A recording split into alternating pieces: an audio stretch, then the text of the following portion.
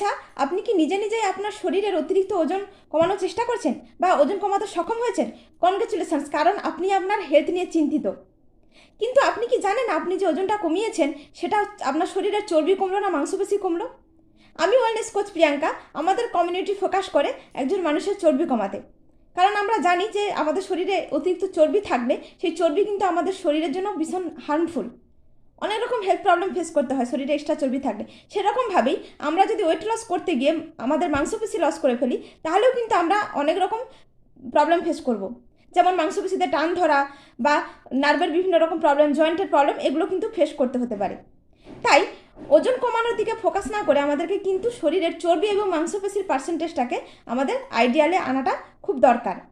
তাহলেই কিন্তু শুধুমাত্র বাইরের দিক থেকে সুন্দর থাকা নয়, আমরা ভেতর দিক থেকেও 100% সুস্থ থাকবো।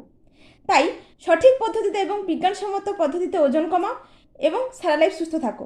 ডিটেলস জানার জন্য ফোন করতে পারেন, আমার কন্ট্যাক্ট নম্বর নিচে দেওয়া থাকবে। সবাই খুব ভালো থাকুন, সুস্থ থাকুন।